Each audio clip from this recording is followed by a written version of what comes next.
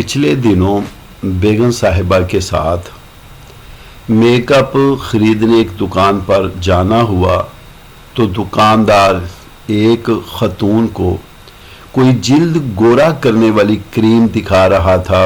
खतून अगरचे नकाब में ना थी लेकिन खुलिये से कोई शरीफ और बाइज्जत घराने की मालूम होती थी। दुकानदार ने क्रीम दिखाते खतून से कहा, ये ज़रा लगा कर तो देखें। और इसी दौरान में खतून के हाथ को पकड़कर उस पर कुछ क्रीम लगा दी।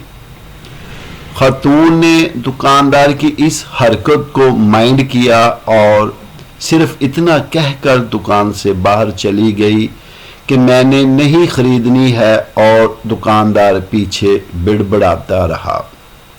इसी तरह एक मर्तबा बेगम साहब के साथ लेंस खरीदने किसी दुकान पर गए तो दुकान में एक नकाब वाली लड़की मौजूद थी जो कि लेंस खरीद रही थी। शायद इस लड़की ने पहली मर्तबा लेंस खरीदने थे या कुछ भी इशू था कि वो लेंस उससे अपनी आंखों में लगाकर चेक नहीं किए जा रहे थे। इतने में दुकानदार ने फौरन लड़की के हाथ से लेंस लिए और झटपट में उसकी आंखों में लगा दिए। और यहाँ पर भी उससे नहीं पूछा था कि मैं ऐसा कर लूँ। वो खातून भी कुछ चुप सी तो हो गई लेकिन दुकानदार को कुछ ना कहा। इसी तरह आप जूतों की दुकान में चले जाएं तो आप देखेंगे कि दुकानदार खवातीन को जूते चेक करवा रहे हैं और आम रूटीन ये है कि दुकानदार जूता चेक करवाते हुए खतून का पांव पकड़ लेते हैं और इसमें जूता पहना देते हैं जो कि किसी तौर मुनासिब नहीं है। भाई तुम्हें पांव पकड़ने का इतना ही शौक है तो रोजाना शाम को घर जाकर अपनी बीवी के पांव पकड़ा करो।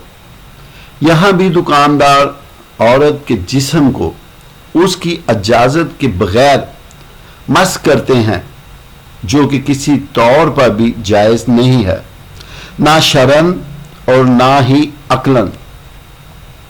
ये असल में ज़हनी और कल्बी तौर पर बीमार दुकानदार हैं। मेरी राय में ऐसे हालात में शरीफ खवातीन को पासिव होना चाहिए बल्कि दो टोक अंदाज में दुकानदार को न सिर्फ झिड़क देना चाहिए बल्कि डांट भी देना चाहिए कि भाई अभी तुम्हें ये इजाजत किसने दी है कि तुम मेरे जिस्म को हाथ लगाओ और टच करो। और इस बात को बाकायदा इतना इशू तो बनाना चाहिए कि वो दुकानदार आइंदा के लिए दूसरी खवातीन के हवाले से मोहतात हो जाए। अगर इस मसले में खवातीन नहीं बोलेंगी तो दुकानदारों की ये बीमारी बढ़ती जाएगी।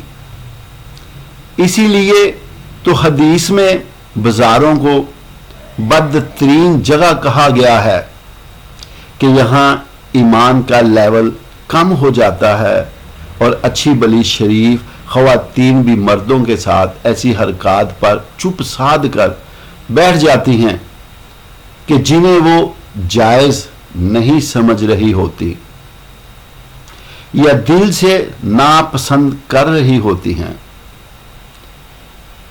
तो व्यूअर्स, इस पैगाम को दूसरों तक पहुंचाइए ताकि अल्लाह किसी की जिंदगी को आपके जरिए बदल दे।